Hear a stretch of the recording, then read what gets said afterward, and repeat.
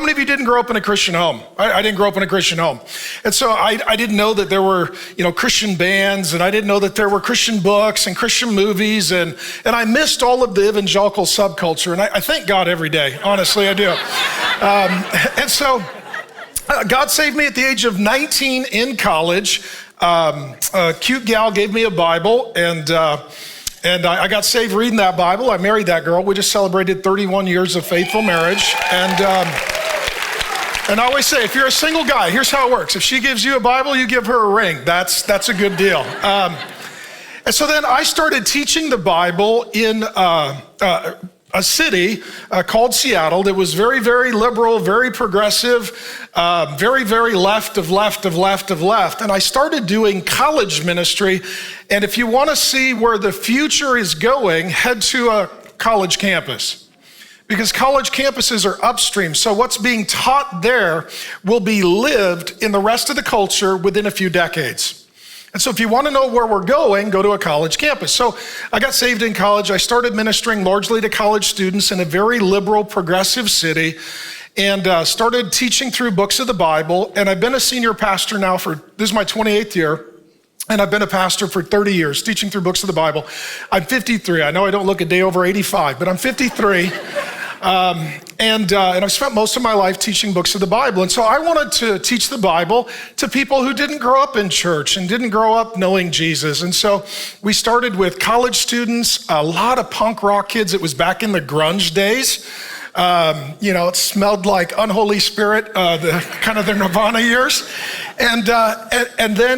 And then all these kids started coming, and they had no church background, they had no Bible background, no faith background, and I was telling them about Jesus, and they were punk rock anarchists, very, very, very left. And I kid you not, one of my first Bible studies, we had to do it outside during the summer because everybody smoked, and they wouldn't come to the Bible study unless I let them smoke, so we had the Bible study outside.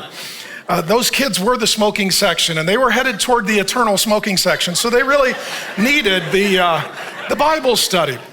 So next thing you know, all these people are getting saved, and they're all punk rock, and they're all young, and they're all progressive, and they've all got tattoos, and they all smoke, and they're all anarchists.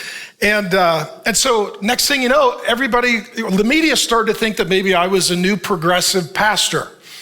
And so I got calls from National Public Radio and Mother Jones and these other far left organizations. And they're like, hey, we heard you're progressive. I was like, I'm not actually. I'm the opposite. Whatever is the other team, I'm the other. I said, everybody around me is progressive, but don't let the tattoos and father wounds fool you. I'm a Bible believing Christian. And then I got put in this group. It was a young leaders network. And I got invited to speak at my first conference about kind of where culture's at and where culture is going. Well, next thing I know, I'm kind of in this progressive lane of urban, hip, cool Christians. Obviously, this was a long time ago, long before most of you who are cool were even born. And then out of that came something called the emerging church, which was actually the submerging of the church. And it was this progressive liberal movement within evangelical Christianity. And I stood against it as a Bible teacher and got a lot of conflict and controversy. Well, that movement has now grown up in our day. And what we're seeing is progressive Christianity, woke Christianity, generational apostasy, deconstruction of the church, trying to reimagine Christianity. That's what's going on. And so my heart is, I'm not just against those people, I'm for the Lord. And we do live in a day when everything seems to be, well, are you on the left or are you on the right? And I'm like, well, are you going north or are you going south? That seems to me to be far more significant of an issue. Thanks for joining me. My name is Pastor Mark. I've been teaching the Bible for more than 3 decades and head on constant collisions with woke culture. And I would love to get you more Bible teaching. 2 things you can do. Go ahead and watch the sermon in total and also subscribe to the channel. And I'll just keep sending you Bible teaching and we'll have a lot more fun together.